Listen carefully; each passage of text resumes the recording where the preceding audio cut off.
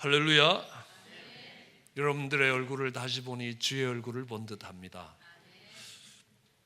한번 인사해 보시죠. 아름다운 당신을 보니 주의 얼굴을 본 듯합니다.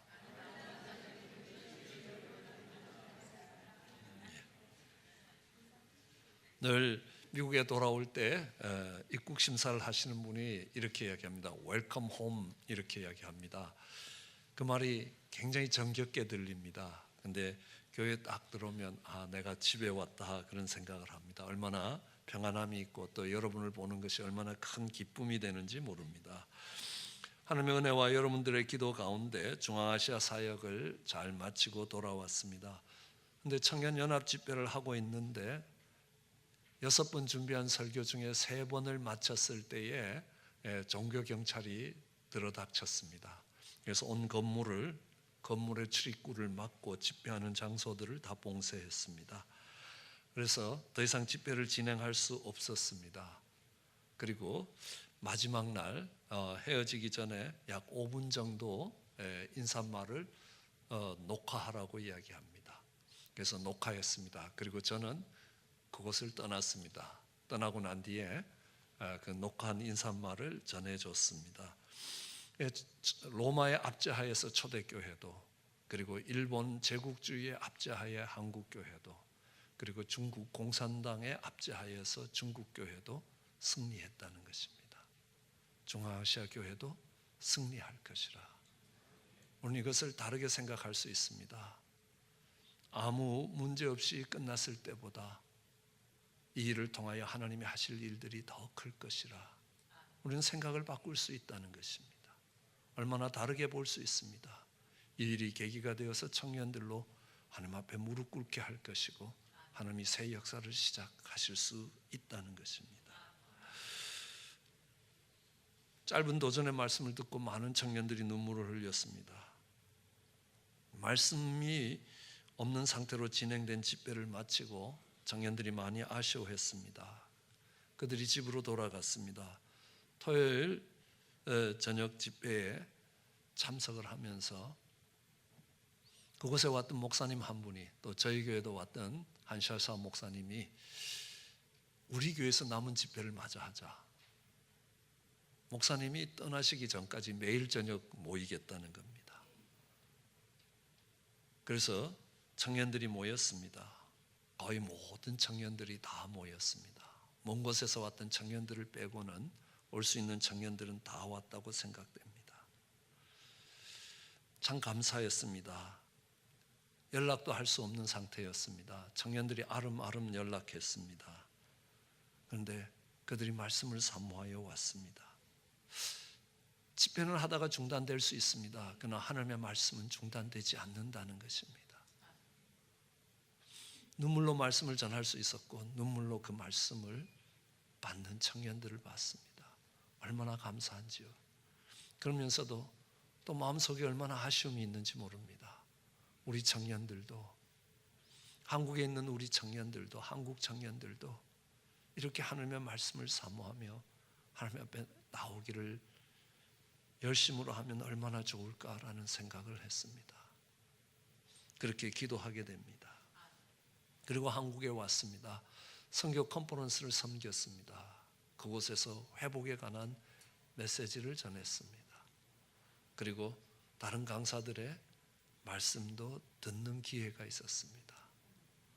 한 목사님이 성경 공부를 인도하는 가운데 큰 도전을 받았습니다. 큰 은혜를 받았습니다. 그리고 지금까지 제가 가지고 있던 하나의 어려운 숙제가 해결되는 그런 은혜를 입었습니다. 마침 저희가 한국에 도착했을 때 북한은 ICBM급에 해당하는 미사일을 쏘아 올렸습니다. 그때 한국 대통령은 6.25 이후 한국이 가장 위험한 상태에 있다고 기자회견을 했습니다. 실제 그렇습니다. 전쟁의 이야기들이 들려옵니다. 그러나 그 전쟁을 우리가 막을 수 있는 것도 아니고 우리가 안 할 수 있는 것도 아닙니다. 우리의 손에 있는 것도 아니었습니다. 전쟁이 일어난다고 해서 무엇인가 할 수 있는 것도 아무것도 없습니다. 그러기에 그곳에서 살아가는 사람이 할 수 있는 것은 애써 태어난 것이라는 것들을 알 수 있었습니다. 그런데 참 놀라운 것은요, 여전히 한국 교회는 많이 기도한다는 것입니다. 1200명의 목사님들이 모여서 7시간 동안 자리를 뜨지 않고 식사를 거르며 계속해서 기도하는 모습을 보는 것도 감동이었습니다. 그러면서 한 가지 숙제가 있습니다. 하나님, 이 민족이 이렇게 기도하는데요, 한국 교회들마다 얼마나 새벽에 기도합니까? 새벽 기도가 한국 교회의 전유물처럼 되었습니다. 한국 교회의 자랑이 되었습니다. 새벽 기도만 하나요? 철야 기도도 하죠. 산마다 기도원들이 있어서 많은 분들이 그 산에 모여서 기도합니다. 그뿐만이 아닙니다. 나라가 어려워질 때 구국기도회가 있습니다. 하나님, 민족이 이렇게 기도하는데 왜 분단의 아픔들은 사라지지 않는 것입니까? 1990년 10월 3일 독일이 통일된 이후로 한국은 유일한 분단 국가입니다. 나라가 분단되어 있는 것뿐만 아니라 전쟁 중에 있는, 정전협정이 체결된 것도 아니고 휴전 중에 있는 나라입니다. 다시 전쟁을 시작하는데 어떤 절차가 필요한 게 아닙니다. 그냥 시작하면 되는 휴전협정 중에 있는, 전쟁을 쉬고 있는 것뿐이라는 겁니다. 전쟁을 그친 것도 아닙니다. 그런 분단의 아픔은 60년 이상을 계속되었습니다. 거의 70년을 향해 가고 있습니다. 한평생 남북으로 나누어진 제 사랑하는 가족들의 얼굴도 못 보고 그 생애를 마감하는 사람들이 수없이 많이 생겨나고 있습니다. 하나님, 이 민족의 이 아픔은 언제쯤 정리가 됩니까? 하는 숙제를 안고 한국 땅에 내릴 때가 참 많이 있습니다. 그런데요, 그 목사님 설교를 통해서 하나의 답을 얻을 수 있었습니다. 로마를 향해 가는 바울의 모습 속에서 정말 그 답을 찾을 수 있었습니다. 아니, 답을 찾는 것보다 원인을, 문제를 해결할 수 있는 열쇠를 찾은 것입니다. 우리는 현상이 사라지는 것이 중요한 게 아닙니다. 그 원인을 찾아서 그 문제를 해결하는 것이 중요한 것입니다. 우리가 읽는 사무엘하 21장 1절에는 이런 말씀이 기록되어 있습니다. 다윗의 시대에 연부년 3년 동안 기근이 왔다는 것입니다. 다윗이 하나님 앞에 나아가 간절히 기도했습니다. 그럴 때 하나님이 말씀하십니다. 이 3년을 연이어서 기근과 흉년이 든 이유가 사울과 피 흘린 그 집을 인함이니 저가 기브온 사람을 죽였다는 것입니다. 이스라엘의 초대 왕이 사울 왕이었습니다. 사울 왕은 새롭게 왕이 되었습니다.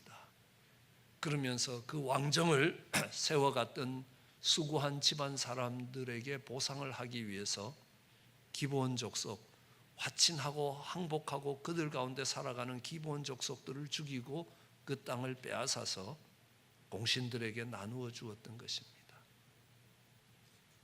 그런데 다윗이 간절히 기도할 때 오늘 정말 이 고통의 원인이 무엇이냐 하면 사울과 그 집이 흘린 피 때문에, 기브온 집에 흘린 피 때문이라고 이야기를 합니다. 우리는 여기서 봐야 합니다. 다윗이 간절히 기도하면 그 기근이 사라지는 것이 아니라 하나님이 이 기근을 해결할 수 있는 문제의 열쇠를 주셨다는 겁니다. 원인을 깨닫게 하셨다는 겁니다. 이 원인을 고쳐갈 때에 그 현상이 사라졌다는 것들을 알 수 있습니다. 우리는 질병에 걸릴 때도 그렇습니다. 열이 날 때도 현상을 치료하는 것이 아니라는 겁니다. 그것이 맹장염에 의해서 열이 난다면 맹장염을 치료함으로 인하여 그 열이 사라지게 됩니다. 원인을 발견하고 그 원인으로 문제를 해결해 가는 것이 중요하다는 것을 말씀하고 계시는 겁니다. 미국에 많은 어려움들이 들어닥치고 있습니다. 어느 학자가 질문을 받았습니다. 미국이 가장 위대한 국가가 된 이유가 무엇이냐라고 이야기를 합니다.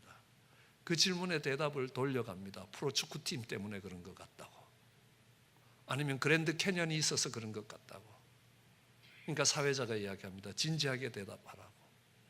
그때 그분은 이야기합니다. 미국은 더 이상 위대한 나라가 아니라는 겁니다. 그것이 자신의 답이라는 겁니다. 한때 그런 적이 있었다는 겁니다. 도덕을 세워가고 가치를 세워가면서 그것 때문에 싸웠던 미국이 이제는 아니라는 겁니다. 욕심과 이익 때문에 하는 나라로 전락했다는 겁니다.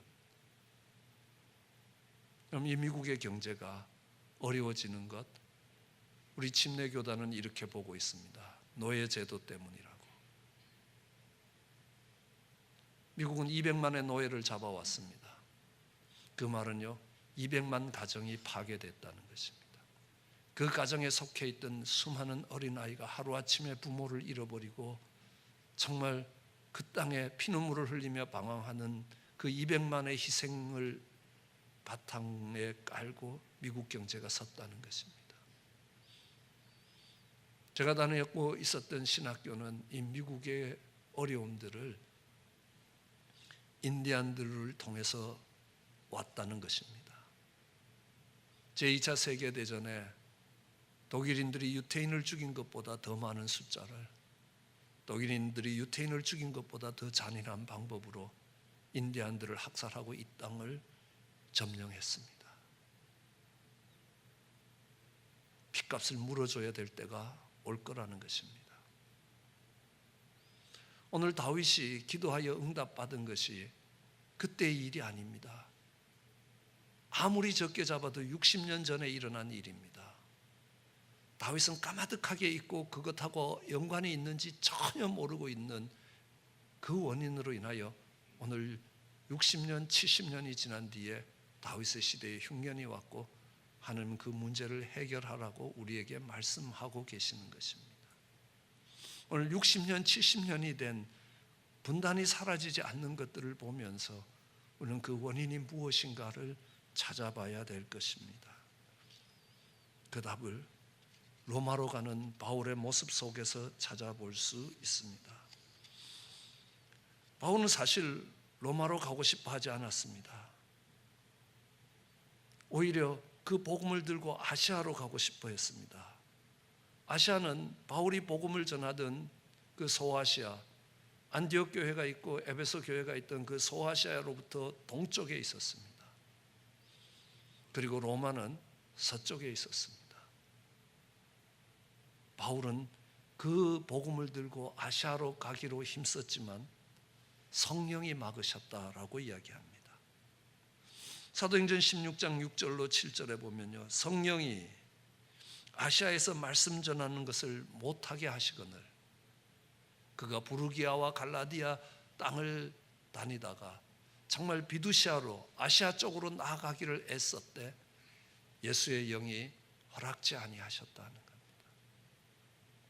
그때에 그 뒷부분을 보면 9절부터요, 바울이 하나의 환상을 봅니다. 밤에 환상을 보는데 마게도니아 사람이 정말 건너와서 우리를 도우라고 이야기합니다. 바울은 이 환상을 볼 때에 곧바로 마게도니아로 떠날 준비를 하고 있습니다. 왜냐하면 하나님께서 마게도니아의 복음을 전하기 위하여 우리를 부르고 계시다는 것으로 인정했기 때문입니다. CCC를 세우셨던 김중곤 목사님이 저희 교회에 와서 이런 설교를 했습니다. 세계 역사를 바꾼 큰 사건이 무엇이냐? 하나는 예수님이 이 땅에 오신 것이라. 예수님이 이 땅에 오심으로 AD와 BC가 나누어졌다는 것입니다. 그 다음 가장 큰 사건이었던 것은요, 조그마한 나룻배가, 조그마한 배가 이름 없는 전도자 바울을 싣고 이 소아시아에서 마게도니아로 떠났다는 것입니다. 그것이 세계의 역사의 분기점이라고 이야기합니다. 예루살렘에서 시작되었던 복음이 그 안디옥까지 전해졌습니다. 그 소아시아에 전해졌던 이 복음이 이제 동편을 타고 아시아로 온 것이 아니라 그 배를 타고 로마로 건너간 것입니다. 그 로마의 복음이 유럽으로 갔고 유럽의 복음이 영국으로 갔고 그 복음이 미국으로 왔고 한국을 넘어서 중국과 중앙아시아로 가고 있습니다. 그리고 이제 예루살렘으로 돌아갈 것입니다. 세계 역사의 분기점이라는 겁니다. 바울이 원했던 것 아닙니다. 그렇지만요, 마게도니아 사람이 도움을 요청하는 환상을 봤을 때 하나님이 우리를 마게도니아로, 로마로 보내신다는 것을 바울은 인정했습니다. 바울이 다시 3차 여행을 떠날 때에 이번에는 많은 사람들이 바울이 그 로마로 가는 길을 막았습니다. 사도행전 21장 11절에 보면요, 아가보라는 사람이 바울에게 이야기합니다. 바울의 허리띠를 가지고 와서 이 띠의 주인이 이렇게 묶인 채로, 예루살렘에 내려가면 이렇게 묶인 채로 이방인으로 넘겨질 것이라는 겁니다. 그리고 그 넘겨진 로마에 가서 죽을 것이라는 걸 이야기합니다. 그러니까 가지 말라는 겁니다. 죽음이 기다리는 그 로마의 길로, 예루살렘을 통해서 로마로 가는 길을 막았었습니다. 바울을 사랑했던 수많은 사람들이 가지 말라고 막았습니다. 그때 바울은 이렇게 합니다. 주 예수의 이름을 위하여 결박받을 뿐만 아니라 죽을 것도 각오한다는 것입니다. 내가 심령의 매임을 받아 예루살렘으로 가는데 거기서 무슨 일을 만날는지 알지 못하노라. 오직 성령이 각 성에서 내가 증거하여 결박과 환난이 나를 기다린다 하시나 나의 달려갈 길과 주 예수께 받은 사명 곧 하나님의 은혜의 복음을 증거하는 일을 마치려 하며 내 생명을 조금도 귀한 것으로 여기지 아니한다는 것. 바울도 알았습니다. 그 20장 38절 마지막 부분에 보면요, 에베소의 장로님들을 불러서 같이 기도합니다. 그들이 눈물로 기도했습니다. 왜냐하면요, 다시는 내 얼굴을 보지 못할 것이라, 내가 이제 살아서 너희를 다시 볼 수 없을 것이라 라고 이야기를 합니다. 그도 이제 예루살렘을 거쳐서 로마로 가는 길이 그의 인생의 마지막 길이고 그 로마에 자기의 죽음이 준비되었다는 것들을 알았다는 사실입니다. 그럼에도 불구하고 그 로마를 향해 발걸음을 띄는 바울을 보게 되는 것입니다. 하나님이 부르신 길이고 사명의 길이지만 그 길은 고난의 길이고 결박과 환난이 있는 길이고 죽음이 기다리는 길입니다. 사랑하는 사람들이 만류하는 길입니다. 그러나 심령에 메인바되어 갔던 길입니다. 그 길을 가는 바울의 심정이 어떨까 생각해 봤습니다. 로마서 9장 3절에 바울은 이렇게 이야기합니다. 나의 형제 곧 고륙지친을 위하여 내 자신이 저주를 받아 그리스도에게서 끊어질지라도 원하는 바라는, 내 고륙지친이 구원을 받을 수 있는 길이 있다면 내가 그리스도에게 저주를 받아 정말 하나님과의 그 모든 관계가 끊어져도 그렇게 되기를 원하는 바울이었습니다. 고륙지친에게 복음을 전하기 원하는 마음이었습니다. 형제들이 복음 안에서 하나 되기를 원했던 것입니다. 남북이 복음 안에서 하나로 통일되는 것과 그것을 사모하는 우리의 마음과 다르지 않을 겁니다. 그럼에도 불구하고 바울은 사명을 따라 그들의 형제들의 땅을 뒤에 두고 로마를 향해 가고 있는 것입니다. 바울은 왜 그렇게 했을까 생각해 봅니다. 하나님이 말씀하십니다. 이 예루살렘에서 시작된 복음이 땅끝까지 가기를 원한다. 그럼 예루살렘에서 시작된 복음이 땅끝까지 가기를 원한다고 할 때 그 땅끝은 어디겠습니까? 당연히 예루살렘입니다. 왜냐하면 지구는 둥근 겁니다. 그렇기 때문에 시작 지점이 끝 지점입니다. 그럼 한국에서 꽃피운 복음이 가야 될 땅끝이 어디겠습니까? 당연히 한국입니다. 그런데 그 한국은 돌아서서 만나는 그 한국이 아니라는 겁니다. 지구를 한 바퀴 돈 뒤에 돌아오는 한국이 한국의 땅끝입니다. 예루살렘에서 시작된 복음의 땅끝은 지구를 한 바퀴 돌고 돌아온 그 예루살렘이 땅끝입니다. 예루살렘에서 시작된 복음이 지구를 한 바퀴 돌아올 때에 그때에 예루살렘이 회복될 것이라 라고 하나님이 약속하셨기 때문에 바울은 그 사랑하는 고륙지친이 있는 그 땅에서 복음을 전하는 것이 아니라 복음을 들고 로마를 향하고 있는 것입니다. 선교지에서 많은 선교사님들을 만납니다. 왜 이번에는 또 유난히 어려운 선교사님들을 많이 만났는지 모릅니다. 내가 가지고 있는 물질이 많지 않다는 것이 참 안타까울 때였습니다. 왜 물설고 낯선 이 땅에 와서 고생을 하는 것일까? 그분들이 고생하는 거 충분히 이해합니다. 예, 또 이민 목회도 그 못지않게 만만치 않게 고생스러운 거니까요. 그런데요, 그들의 자녀들이 지나가는 아픔들은요, 참 눈물겨운 것입니다. 모슬렘권에서 사역하는 선교사님들이 그 자녀들을 코란을 가르치는 학교에 보낼 수 있겠습니까?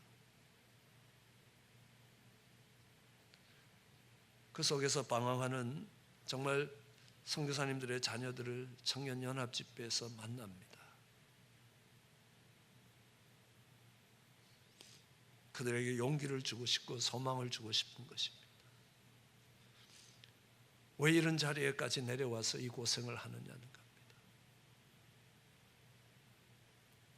그 길이 바울이 갔던 로마의 길이기 때문에 그 길을 가는 것입니다.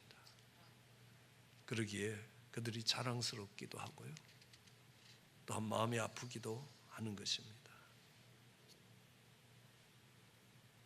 한번 바울이 로마로 가는 것들을 한번 생각해 봤습니다. 바울에게 있어서 로마는 어떤 곳입니까? 이스라엘 백성들에게 있어서 로마는 어떤 곳입니까? 그들은 로마의 식민지였습니다. 로마의 핍박을 받았습니다. AD 70년에는 로마에 의해서 성전이 무너졌습니다. 그들의 신앙의 중심이고 그들의 삶의 중심인 성전이 무너졌습니다. 성전이 돌 위에 돌 하나 남지 않게 무너졌습니다. 왜냐하면요, 돌로 맺기를 한 돌의 금을 깎아내기 위해서 돌 하나 위에 돌을 세워놓지도 않았습니다. 금으로 덮었던 돌들에게 쌓인 그 금을 깎기 위해서 돌 하나도 제대로 남겨놓지 않고 다 걷어간 겁니다. 이제 이스라엘 백성들은 기약 없는 디아스포라, 온 세계로 흩어져 살아가는 나그네가 되었습니다. 그럼 그 민족이 받는 고통이 얼마나 큰지 아시겠습니까? 10번, 100번을 양보해도 일본이 한국 땅에서 행했던 그 만행보다 훨씬 더 심했습니다. 로마는 사람을 가장 잔인하게 죽일 수 있는 방법을 고안했습니다. 십자가라는 처형 방법입니다. 로마에 대항하는 식민지 백성들을 수없이 십자가에 처형했습니다. 그러면서 세계를 한 손에 쥐겠다는 야욕을 가지고 그 힘을 펼쳐가고 있습니다. 그 로마의 복음을 들고 가는 바울의 심정이 어떻겠습니까? 저들이 우리 민족을 얼마나 괴롭혔는데, 우리 속에 일본이 남겨놓은 아픔이 여전히 있습니다. 여전히 그 분노들이 들끓고 있는 것들을 봅니다. 아직도 위안부 문제로 일본과 갈등을 하고 있습니다. 온 세계를 자신들의 손안에 넣기 위해서 세계대전을 일으키면서 얼마나 많은 자원과 인력들을 수탈해 갔는지 우리는 잘 알고 있습니다. 그렇지만 로마가 이스라엘에 한 것보다는 양반이었다는 겁니다. 그런데 바울은 그 로마를 향해 복음을 들고 가고 있는 것입니다. 다시 봐야 하는 것입니다. 한때 이스라엘이 아수르라는 나라의 핍박을 받았습니다. 아수르 사람들이 얼마나 잔인한지 사람의 목을 잘라서 그 해골을 그들의 성 한가운데 피라미드처럼 쌓아놓고 우리가 승리했노라고 자랑스럽게 생각하고 있었습니다. 그들이 죽였던 사람의 가죽을 벗겨서 궁전의 벽을 도배했습니다. 아버지의 목을 잘라서 아들의 목걸이를 만들어주던 그 아수르 사람, 그들의 수도 니느웨를 향하여 하나님이 요나를 보내시는 겁니다. 니느웨가 심판받을 것이라는 것. 왜 종을 보내시겠습니까? 그냥 심판하시면 되는 겁니다. 종을 보내시는 것은 그 땅을 용서하시겠다는 겁니다. 그래서 요나가 가기 싫었던 겁니다. 하나님, 다른 데면 내가 가겠는데 니느웨는 못 가겠습니다. 그것이 어려워서도 아니고 무서워서도 아닐 겁니다. 그 니느웨 사람들로 인하여 받은 그 고통과 아픔 때문에 그들 속에 사그러들지 않는 분노가 있었기 때문입니다. 바울도 그 민족을 향하여 수없이 잔혹한 행위를 했던 로마를 향하여 분노가 없었겠냐는 겁니다. 그런 감정이 없었겠습니까? 아닙니다. 인생은 다르지 않습니다. 사람 누구나 똑같은 자리에서 똑같은 감정을 갖게 되는 것입니다. 끓어오르는 분노를 누르고 그가 로마를 향해 발걸음을 옮기는 것입니다. 우리가 특별히 주목해 봐야 될 것이 있습니다. 오늘 본문도 그 끝에 내가 로마로 가야 되겠다라고 이야기합니다. 그 본문의 배경이 뭡니까? 바울이 에베소에 갔습니다. 복음을 전했습니다. 12명의 사람들이 복음을 받았습니다. 아니, 그보다 훨씬 많은 사람들이 반대했을 겁니다. 그 12명을 두란노 성원에 세워두고 2년 동안 날마다 말씀을 가르쳤습니다. 그런데 말씀이 힘을 얻었습니다. 오늘 본문 10절에 보면요, 분명히 12명을 가르쳤는데, 바울이 두란노에 세워놓고 12명을 가르쳤는데, 오늘 본문 10절은 이렇게 이야기합니다. 이와 같이 2해 동안 하매 아시아에 사는 자는 유대인이나 헬라인이나 다 주의 말씀을 듣더라. 분명히 12명을 가르쳤는데 에베소만이 아니라는 겁니다. 에베소 교회에서 12명을 가르쳤는데 에베소가 속해 있는 그 소아시아 전체가 주의 말씀을 듣더라는 겁니다. 말씀이 놀랍게 힘을 가지고 전해지기 시작하는 겁니다. 그뿐만이 아닙니다. 하나님이 놀라운 역사들을 바울을 통해서 일으키고 계시는 것입니다. 그가 기도할 때에 귀신들이 쫓겨났습니다. 병들이 고침을 받았습니다. 병자들이 일어났습니다. 그 정도가 아닙니다. 바울의 손수건과 바울의 앞치마를 갖다 놓고 기도를 해도 병자가 일어나고 악한 자들이 쫓겨나기 시작하는 겁니다.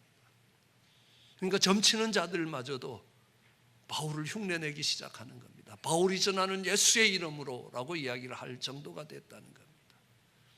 말씀이 힘을 얻었다는 겁니다. 말씀이 정말 능력이 되어서 전해지기 시작하고 있는 것입니다. 흥왕하여 세력을 얻게 되었다는 겁니다. 그런데 그때 바울이 이야기합니다. 오늘 본문 마지막 부분에 내가 로마로 가야 되겠다는 것입니다. 예루살렘을 거쳐서 로마로 가야 되겠다는 겁니다.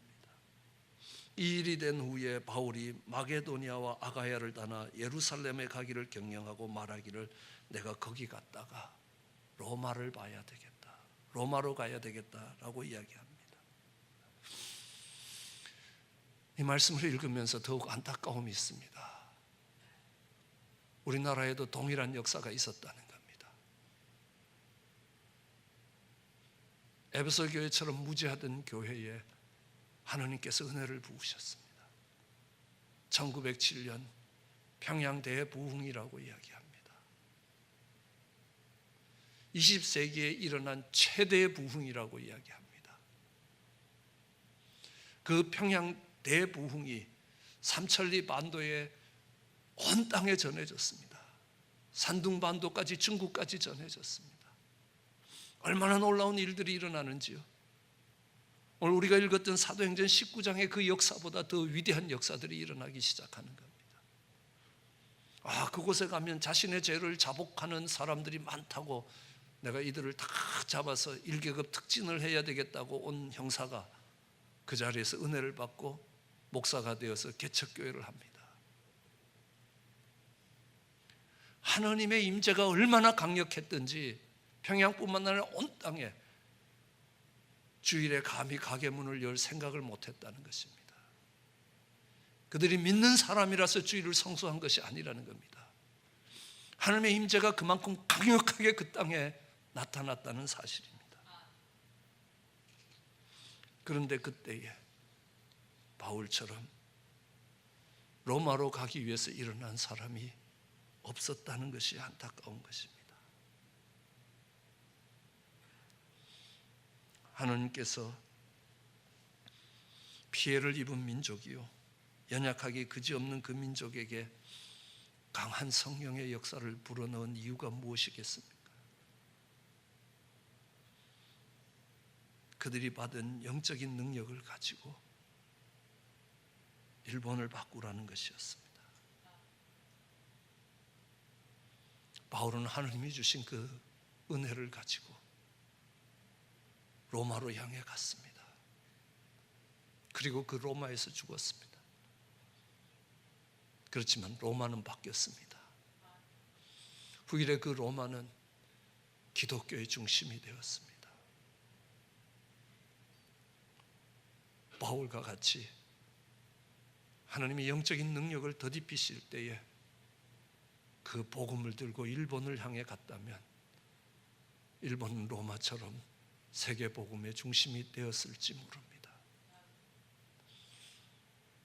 그렇지 않았기 때문에 그로부터 40년 뒤에 2차 세계대전이라는 걸 통해서 수없는 젊은이들이 이름 없는 태평양 섬에서, 그것도 20대 초반에, 아니 20대가 되지 않는 젊은이들이 엄마를 부르면서 수없이 죽어갔습니다.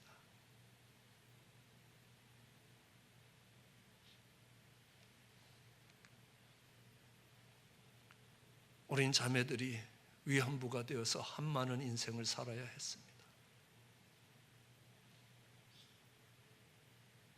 많은 사람들이 나라의 독립을 위해서 만세를 부르다가 무지한 피를 흘리며 그 땅에서 죽어갔다는 것입니다. 우린 다시 한번 생각해 봐야 한다는 겁니다. 복음을 들고 로마로 가는 길이 있었다면 역사는 달랐을 것이라는, 하나님의 뜻이 그곳에 있지 않았느냐는 겁니다. 하나님은 로마로 가는 바울의 걸음을 축복하셨습니다. 복음을 핍박하던 그 로마가 복음의 중심이 되도록 하셨습니다.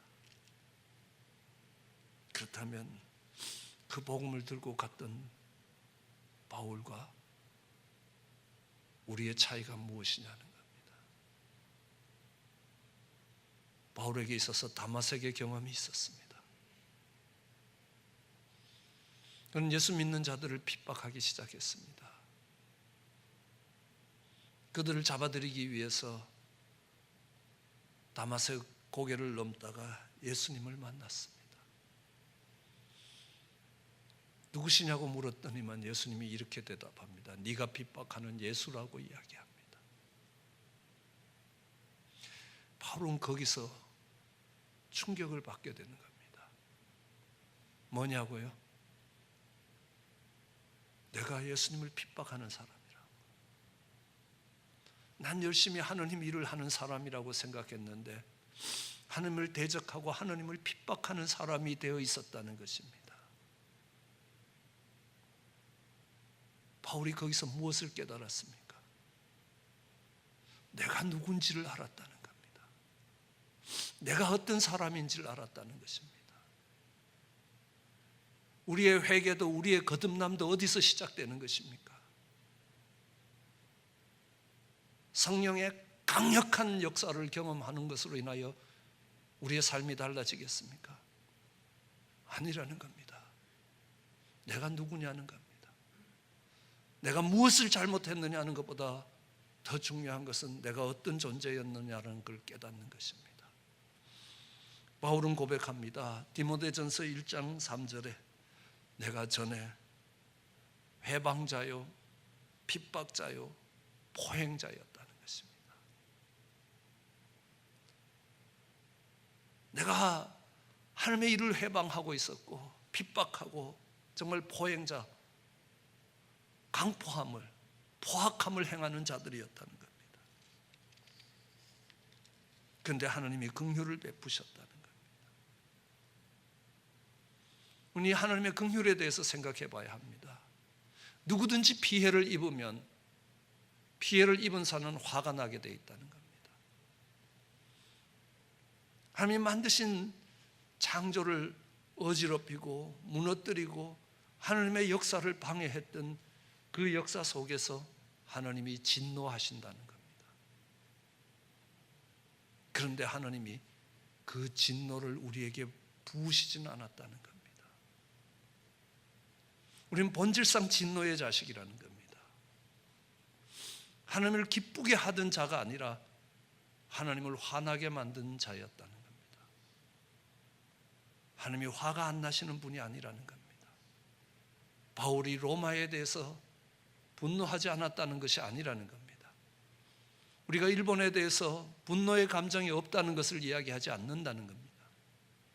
그러나 내가 화가 나는 것과 화를 내는 것하고는 전혀 다르다는 겁니다. 하나님이 화가 나셨습니다. 진노하셨습니다. 분노하셨습니다. 그렇지만 분을 우리에게 붓지 않으셨다는 겁니다. 하나님이 그 분노를 우리에게 붓지 않았다는 것은요, 우리를 용서하셨다는 것입니다. 그 용서받은 사람은요, 내가 하나님의 진노 아래에 있는 인생이라는 걸 깨달은 사람이 그 용서를 아는 것입니다. 화가 났지만 그 분노를, 그 진노를 우리에게 붓지 않는 것을 용서라고 이야기하고 그러시는 하나님을 긍휼이 크시다고 이야기합니다. 그 하나님의 긍휼에 힘입어 우리가 살았다는 겁니다. 우리가 하나님의 자녀가 되었다는 것입니다. 이제는 죄의 종이었습니다. 해방자였습니다. 핍박자였습니다. 포획자였습니다. 하나님의 진노를 받아 마땅한 본질상 진노의 자식이었다는 겁니다.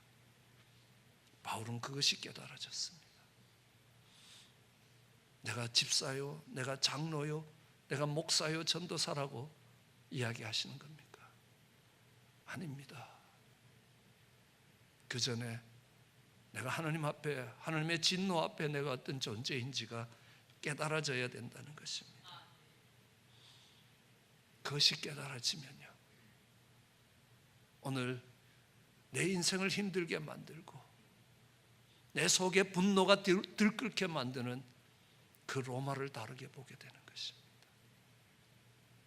내가 죄의 종으로, 회방자로, 핍박자로, 포행자로 하나님을 대적하던 인생이 하나님의 진노를 받지 않았다는 겁니다.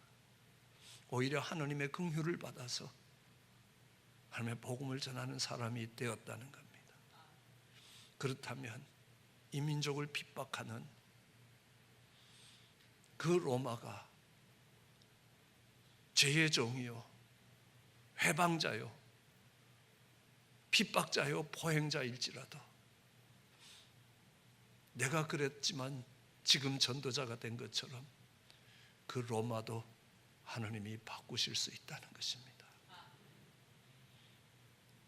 그 들끓는 분노를 우리에게 내시지 않는 하나님을 바라보면서 그 민족을 향하여 수없이 학대와 모진 만행을 가하던 로마를 향하여 복음을 들고 바울이 나아가고 있는 것입니다. 일본을 향하여 또는 북한을 향하여 우리의 분노가 없기를 바라는 건 아닙니다.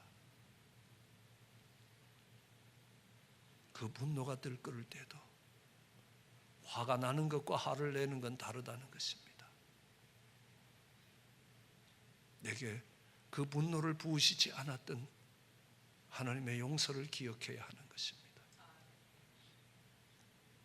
여러분, 1907년 하나님께서 이 한반도 땅에 부으셨던 그 놀라운 부흥의 역사를 기억하십니까? 생각해 보십시오. 지금 모슬렘권에서 테러리스트들이 몇몇 사람의 목을 잘랐다고 온 세계가 흥분을 합니다. 그런데 한국이라는 이 나라는요, 예수 믿는다는 이유로 103명을 한강 모래사장에 넣고 한날에 목을 다쳤습니다.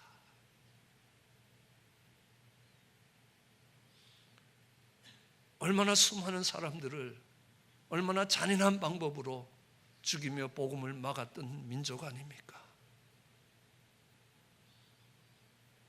그 민족이 하나님의 축복을 받아야 됩니까? 저주를 받아야 됩니까? 당연히 하나님의 진노 아래에 있어야 될 민족입니다. 그럼에도 불구하고 하나님이 그 진노를 부으시지 아니하고 용서하시고 그들에게 긍휼을 부으시고 그들에게 부흥을 주셨습니다. 그들에게 영적 힘을 주셨습니다. 왜 주셨을까요? 당연히 회방자요, 포행자요, 핍박자였던 일본을 바라보면서 동일한 하나님의 용서가 가기를 원하는 것입니다. 그 북한을 바라보면서 그 분노를 쏟아붓는 것이 아니라 그 분노 가운데 나를 향하여 분노하셨지만 그 분노를 참으시고 긍휼을 베푸신 하나님을 바라볼 때에 그 발걸음이 로마를 향할 수 있습니다.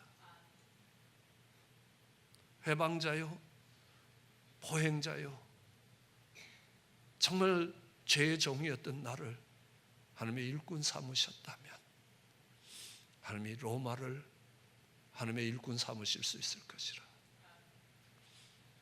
하나님 저 북녘 땅을 하나님의 일꾼 삼으실 수 있을 것이라. 저 일본을 일꾼 삼으실 것이라. 분노를 쏟아붓도록 그 분노를 만들어내며 분노를 끌고 가는 것이 아니라는 것입니다. 때로는 아내가, 때로는 남편이 로마처럼 내 인생을 힘들게 만들고 회방자요, 포획자요, 핍박자가 될 수 있습니다. 어쩌면 부모가, 어쩌면 자식이 그 자리에 서 있을 수 있습니다. 그때 내가 받은 은혜를 생각해야 하는 겁니다. 내가 그 자리에 서 있었던 자였노라. 복음을 핍박하던 자였다고. 하나님의 나라가 전진되던 것들을 방해하던 자라고. 그런데 하나님 오늘 내게 은혜를 베푸셨다고.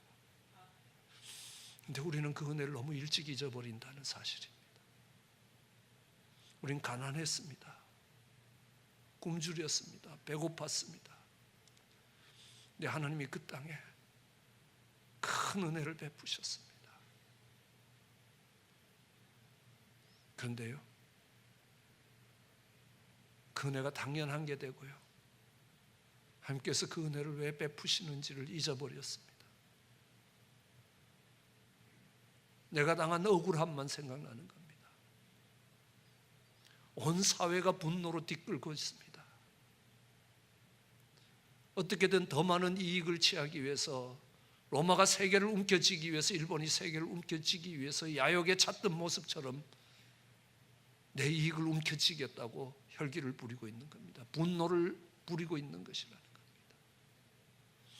그 분노를 억누르고 로마로 가는 길이 없었기에 아직도 이 나라는 두 조각이 나 있다는 겁니다. 그 용서와 분노가, 그 하나님의 회복이 우리 속에서 일어날 때에 그 민족이 하나님의 손에서 하나가 될 수 있는 것입니다.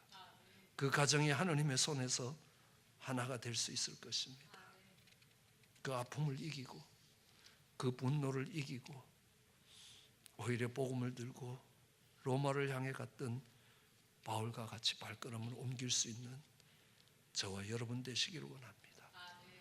그러면 여러분을 핍박했던 자가, 복음을 해방했던 자가, 그 포획자가 바울처럼 바뀌고 로마처럼 바뀔 것입니다. 그때 하나님의 영광이 이 땅에 가득함을 보게 될 것입니다. 우리의 가정도 우리의 나라와 민족 위에도 그런 하나님의 영광이 회복되기를 주의 이름으로 축원합니다. 기도하시겠습니다.